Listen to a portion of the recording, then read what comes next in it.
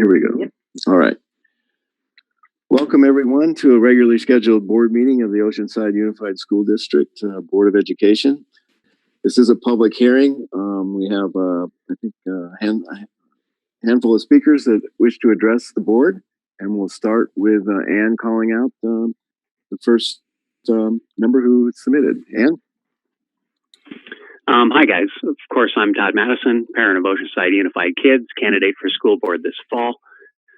It's great to see the effort the district has put into developing its learning continuity plan. The effort the district has put into gathering parent input on those changes is tremendous. With that, the CDE says the LCP is supposed to discuss how student learning continuity will be addressed during the 2021 school year, but most of what we've seen relates to the distance learning portion of that school year, which we hope is the smaller part of the year. I think we all, every parent and teacher out there, hope that our county will meet the governor's criteria for allowing in-person school as soon as possible. We'd like to have a plan ready for that allows for that in ways that meet the CDE guidelines to be safe for kids, teachers, and other staff. No one, and I repeat, no one, is asking that we return to in-person school until it can be done with a plan that's safe for everyone. We haven't seen that plan, however. That was requested by the majority of parents, a board member, and the LCP template says it's our first priority, but no real plan has been presented. Perhaps the guide we'll see at the end of this week may illuminate some of that. I don't think it would be fair to teachers or kids to not have a well thought through and safe plan in place when we get there. We know keeping our kids and teachers safe will require a lot of thought, discussion, and board approval. There'll be details to be worked out. There'll be budgetary issues. Choices will have to be made. We know that is going to result in a lot of contentious conversations everywhere.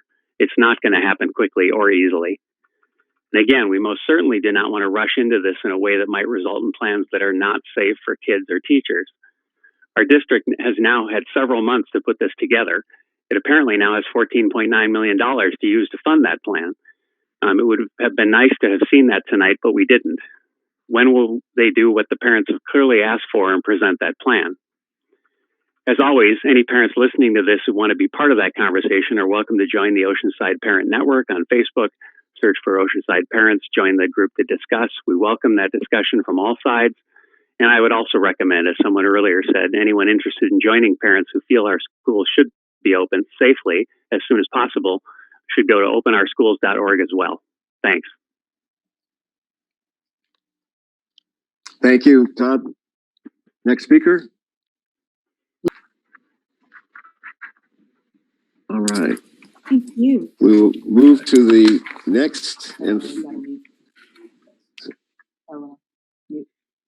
let's move to the next and final item on the agenda, which is public comments on items not on this agenda. All right, thanks. Yes, I'm still here. So Todd Maddison again, OUSD parent, school board candidate.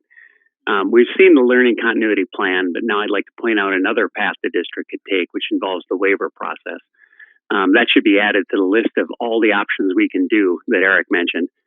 The governor's order preventing in-person instruction has a clause for schools where parents and teachers feel in-person schooling could be provided in a way that's safe for kids and teachers. The district can request a waiver for that school, asking for approval for in-person instruction in grades K through 6. As we develop plans for in-person learning in ways that are safe for kids and teachers, we need to consider this. I would think it should be a priority consideration since we know younger kids have a much harder time with distance learning. The process is handled site by site. A school with sufficient space to do proper distancing could open for in-person learning, even if the rest of the district can't do that safely. In Oceanside, we know one hurdle to reopening is finding space to do proper distancing. The district's hybrid model shows that such distancing would require cutting class sizes in half. That may be difficult in some schools, but from a recent district facility study, we see a number of elementary schools that are already at 50% or lower capacity. With as many as 15% of parents indicating they prefer full-time distance learning, it's likely more than half of our elementary schools would be able to spread out their kids into unused space and accomplish the distancing needed.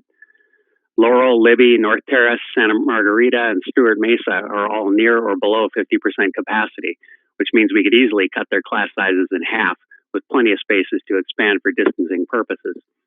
This would also accomplish something that's long been a goal of both teachers and parents, lower class sizes.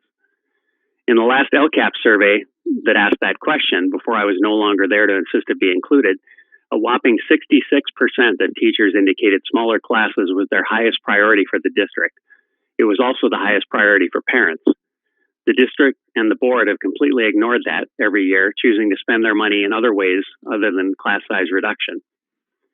And as we saw in the LCP document, we're now at 34-1 in K through 8 and almost 40-1 in high school, class sizes that are by no means small, which is why I'm running for the board, because I think our teachers and our parents need someone on the board willing to stand up for what's important to them, as I've been doing for many years. Meanwhile, if you're a parent at any elementary school and would like to see a plan for safe return combined with the possibility of asking for a waiver to allow that, there's a group of parents that would like to hear from you. You can email parents@openrschools.org to get connected with them. That's parents@openrschools.org. And of course, anyone who thinks we need more representation on our board by someone with a long history of pushing the district to put kids first in their priorities is welcome to join me at toddforkids.com. That's Todd4kids.com, as well as Facebook as Todd for Kids as well. Thanks. Thank you, Mr. Maddison. Next speaker.